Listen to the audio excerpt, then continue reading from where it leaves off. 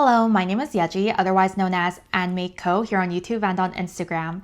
Today we have a pretty packed episode of going over May makes as well as a couple of new finished objects, one work in progress that's almost a finished object, as well as a couple of acquisitions at the end. So we'll just jump right into it, and as always, the items I've already talked about, I'll list out the episode, I'll have the video linked below, and I'll also show a picture of the item on the side. So first we have in episode 30, Sophorine by Audrey Borrego, and I finished this on May 1st, so it's actually a part of my April makes video. Then in episode 31, we have Vertices Unite by Stephen West, and I sent it off to my friend in New York. She loves it, and she says she'll take it into the office to have around her shoulders during the cooler office climate, and so I'm happy that that will get some good use. And also in this episode, I have two special mentions. I have the Brunch Crew by Michelle Frazetta, as well as the Eos Slipover by Laura McLean. And both of these patterns debuted in the Puget Sound LYS tour, and I'm wearing the Eos Slipover today. I got it back from Emily when I visited Tea Cozy this past Saturday, and so I'm really excited to get some good wear out of this garment. I also took some new clips of me wearing the Eos Slipover today because we're having such a beautiful day, so I'll probably overlay some of those images over my face as I'm talking, and I'm so happy to have this back and to get some great wears out of it. Next in episode 32, we have the BomNal vest round neck by Cookie the Knitter. And this pattern is actually out now, so you're able to purchase it, and it's such a beautiful vest, perfect for spring days. I think if you make it with a summery material, you could just wear it as a slip over or a tank as well. So I'll definitely have it linked below as well. And also in the same video, I talk about the Colette Tee by Sari Nordland. And also for the Colette Tee, I have a project vlog on it because this is when I started doing project vlogs. So my project vlog number 1 is also about the Colette Tee. And then in last week's episode, episode 33, we talk about Noodles by Sarah Shira, as well as Wayfinder Tee by Skinny Dippin'. And Wayfinder Tee, I also have a project vlog on, so that's project vlog number 2. And so feel free to go to either of these videos for more information about the Wayfinder Tee. And the Wayfinder Tee is still in testing. I don't know how many times I can say Wayfinder Tee, but the t-shirt, the garment is still in testing. And so I'll definitely let you know when the testing period is over and when the pattern is released. And that brings us to present day. The first finished object I have to share with you today is Ollies Classic Cardigan by Hannah Graham, or Hannah G Knits, here on YouTube and on Instagram. And this is a really cute classic cardigan, as the name suggests, with a little bit of garter detailing on the front, as well as the back, as well as some stockinette on the side. And I really enjoyed making this, so I'll just go over some of the details now. I knit a size 7, which is a 4-year-old size, and I used a suggested needle size, which is a US 6, a 4mm for the body, a US 4, a 3.5mm for the folded over hems, as well as a US 2.5, which is 3mm for the double knitting for the button band. And the details in this cardigan are really beautiful in that, other than the garter bumps, which is really nice because you only have to purl 1 out of 4 rows in this case after you split after you join in the round rather. You also have little details such as the folded over hems for the body and the cuff, which means that you don't have to do any ribbing, and it looks really nice and it blends in seamlessly with the double knitted button band. This double knitted button band does take a long time, but I think the results are always worth it because it's extra plush and it just looks super nice. The yarn I use for this cardigan is Pearl Soho Goodwool in Pale Patina. And I was so excited to have the yarn that was suggested in the pattern, and I'm really happy with how it came out. So the Pearl Soho Goodwool doesn't smell too bad when you're just knitting with it when it's dry, but when it's drying, when it's wet, it smells pretty sheepy. And that's something I wanted to mention, but I love working with it. It's really bouncy. It has a lot of that wool texture to it, but it's not rough at all. So my daughter doesn't find this rough. She did put it on for pictures, as I'll have up on the screen, but she wanted to take it off since the weather has been quite warm here, and it's also not her favorite color, which is pink, but she did put it on for pictures, and I think that's as much as I can hope for right now until the weather does get cooler and she wants to wear something that might give her a little more warmth. I really like these buttons that I chose, and I picked up these buttons at Tea Cozy Yarn Shop. These are, I think, the Skossel buttons, and I really enjoy just how they look. And I was debating between two colors, this white and a blue, and Emily suggested that I go for the white since she says she doesn't like her buttons standing out, and I think I'm the same way, other than I think if the buttons were the focal point.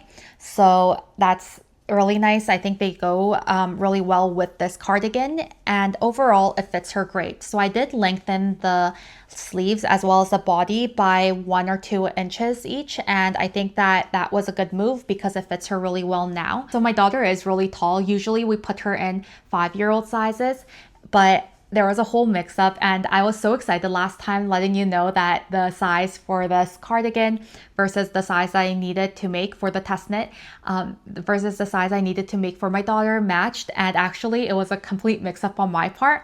I was actually signed up for the size 4, I think, which is a 12-month size, rather than a size 7, which is a 4-year-old size, but it's kind of said that it was okay and I didn't have to redo anything. So I'm happy that it worked out in the end, but I guess I accidentally signed up for the wrong size. So currently the test knit is still going on. This pattern will probably be released in late summer, early fall, and I think that a sweater version is currently out. So if you are interested in making this pattern but in a sweater version, then I will have that link below. For the cardigan, I think I used around 160 grams, but the Goodwill also has really good meterage. I'll have the meterage up on the screen because I can't remember it off the top of my head, but I think it was around 350 meters. I might be wrong, but it has really good meterage, and so I was able to get really far with just 100 grams even. And moving on, my next finished object is completely not seasonally appropriate, but I did finish 2 Rudolph Charms. I'm not sure if you can see it.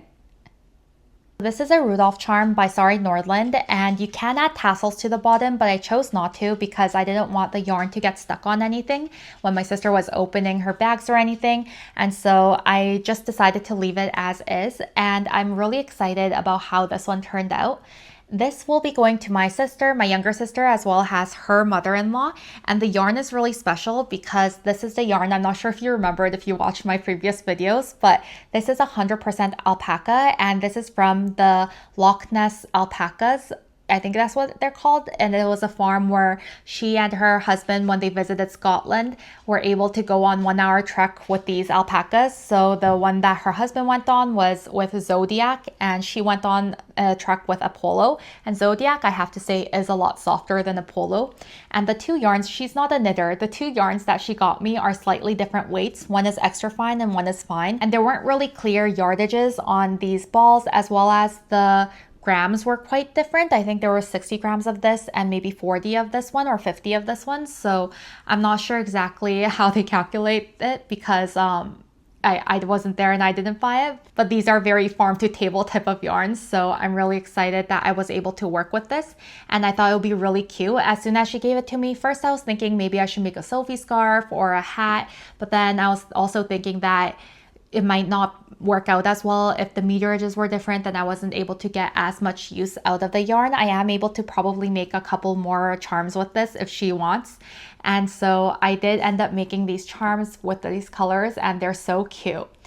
I think for Sari's, she has slightly different colors for the reindeer horns, but I decided to keep it the same, and I'm really excited with how it turned out. The red I used, I think, is a Blue Sky Fiber Woolstock worsted that I got in a pack before, and so I had a tiny bit of it left, so I decided to put it on here, and I think it works really well. So I made 2 of these charms. It only took a day, and I used the yarn that she gave me, or she gifted me, which was really great. My last finished objects, I'm counting as a finished object, although technically it is a work in progress, and those are the socks, which are Sway by Rachel Kieselberg. And this is a pattern that I am buddy knitting with Betsy from Betsy Brown Knits, and I'm really excited to almost be done with these socks and to also have matching socks with Betsy. Betsy is the one who gifted me the yarn for the rainbow socks before, as well as the Madeline Tosh variegated yarn that I used to make the Tally Alley socks. So Betsy's an expert sock knitter. She's a really great knitter in general. We met through Maker's Night that's hosted by Tea Cozy and Rough and Tumble Pub, but that's all a tangent to say that we both were able to pick up this yarn, the same colorway and everything, from Stricka during the Puget Sound LYS tour. And this is a part of my summer knits as well, if you haven't seen that video where I talk about my summer knitting plans. I feel like I'm talking super fast and not breathing, but I am almost done these socks. I only have one heel left to go. It's my first time doing a forethought heel, and I think that and doing a heel takes me around an hour. I just finished this heel before I had some time to film because my husband took the kids out. So I only have a tiny bit of window. I only have a tiny window of when I can film. And so I'm taking advantage of that right now, which is why I'm not currently working on these socks. But these socks will be done by tomorrow, which is why I'm counting it as a finished object, but they're technically works in progress. All of that to say, I'll probably be posting finished object photos for these socks on my Instagram, as well as have it on my Ravelry page, but I probably will not be able to post it as a photo here on the screen just because I plan on working on these socks tomorrow after this video has gone live, because today I have to spend time editing this video. And the yarn that I'm using for this is really beautiful. This is 29 Bridges Studio Go-To Sock in the colorway BOC, and this is the colorway that Betsy and I both picked up from Stricka. And I'm really happy. I think this skein had maybe around 105 grams in it, and I'm not sure how much is left here, but definitely I only have one heel to do, so I'll probably have over 20 grams left.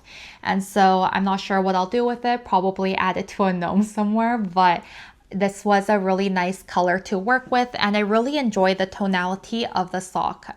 And the color is really vibrant. It's perfect for summer, I think. I really like this color with the white as well. I think it will make a really nice top or a t-shirt or a tank with these two colors. So those are all the items that I have to share. Those are my finished objects, as well as my one work in progress, which is almost a finished object, which we're counting as finished objects for the sake of this video.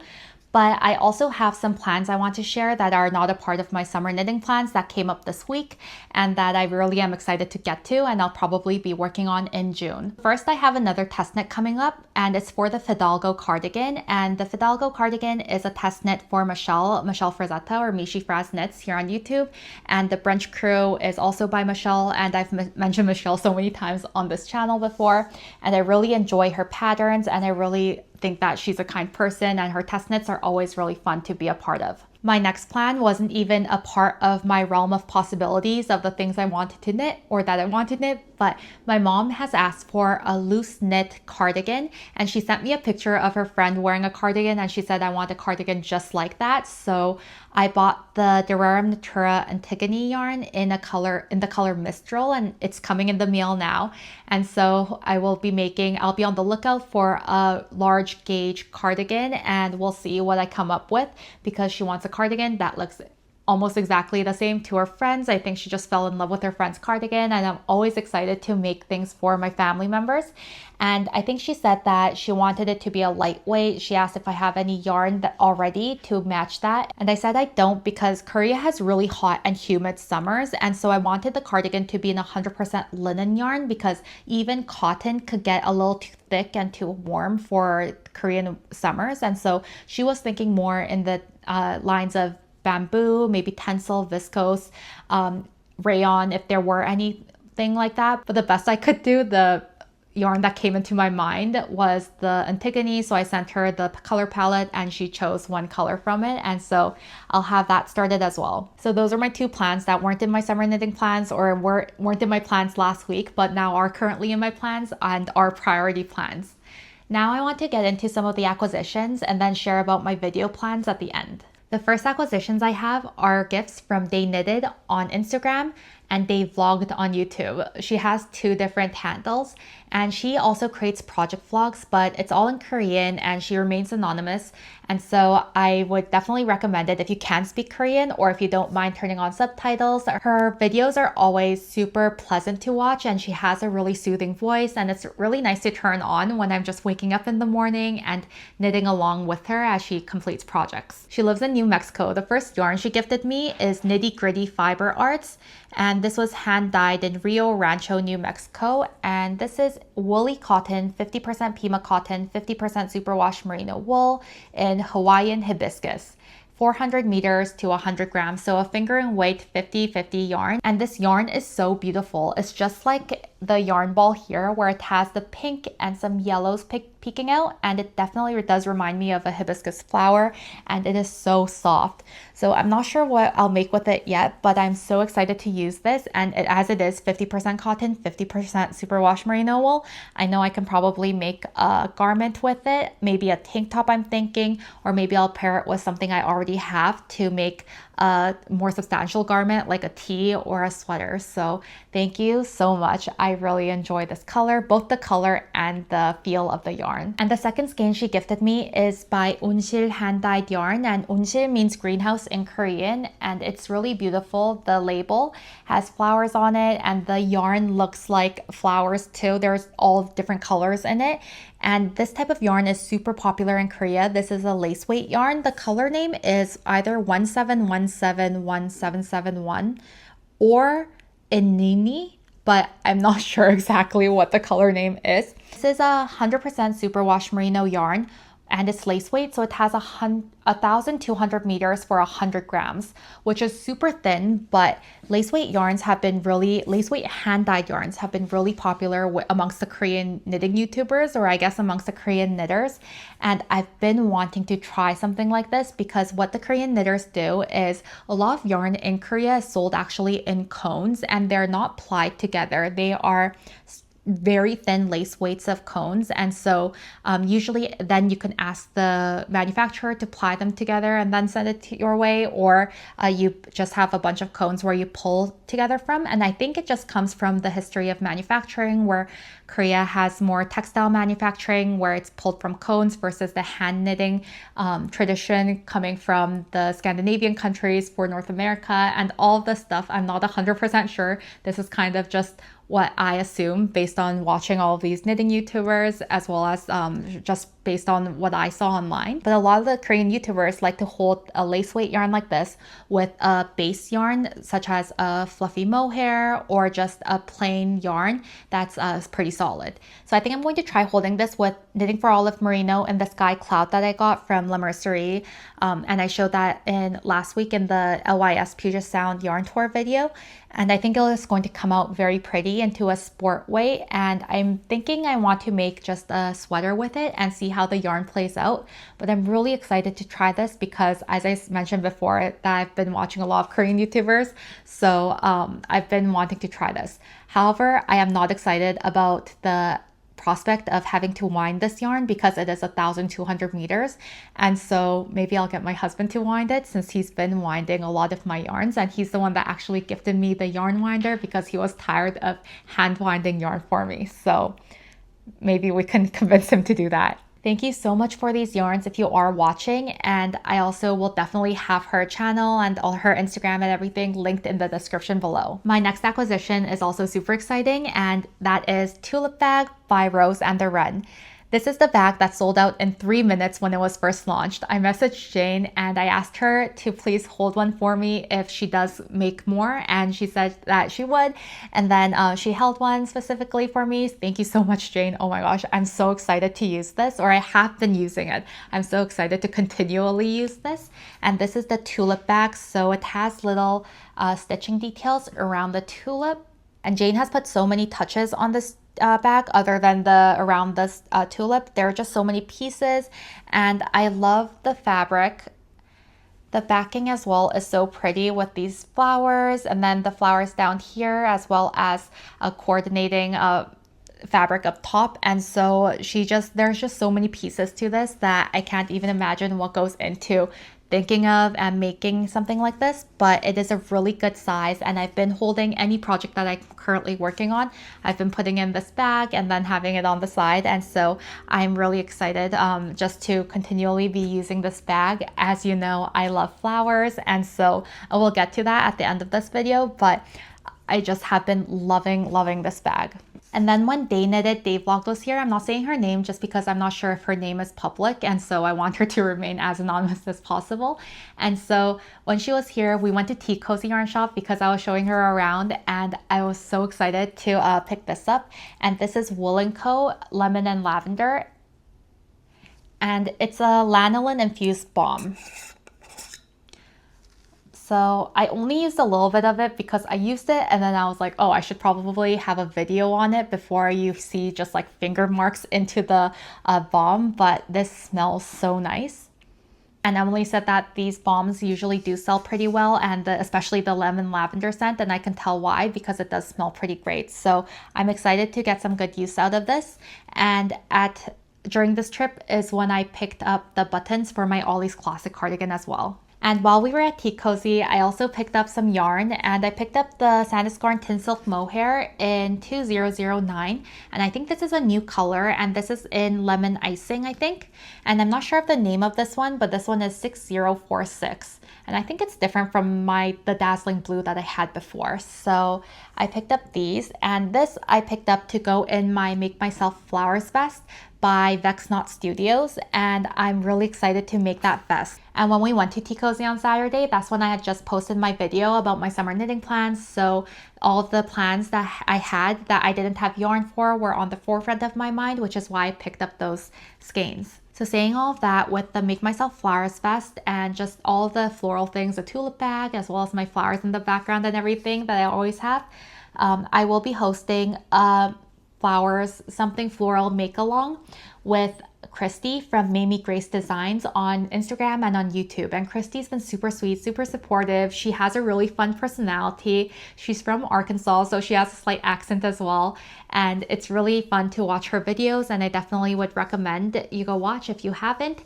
And we will be hosting this make along from July 1st to the 31st. I will share more details when I can on June 14th because we haven't completely finalized everything, not because it's secretive or anything, but just because we have to get some of the details just finalized. And so on my next video on June 14th, I will share all of the details for this make along, and I hope that you'll be able to join. It'll be very low pressure, whoops welcome type of make along, where even the florals or flowers that you put in gnomes will probably count and everything. So I'm really hoping to have a low stress type of just something that we can do together in this community, and I am very excited for that. So with that being said, we had a lot to cover in today's video with all the finished objects for May. I had quite a few finished objects for May, or just quite a few showcased items I didn't even make in May, but just the tea tank energy was high, and it continues to be going forward. And so I'm excited to share with you of more of what I'll make. And I will definitely be checking in 2 weeks on June 14th for a regular sit down video. And in between those times, I will definitely have some more project vlogs uploaded. So I hope to see you for that. Thank you so much for watching. I hope you have a great 2 weeks, and I will see you soon. If you can, please like, comment, and subscribe. Bye.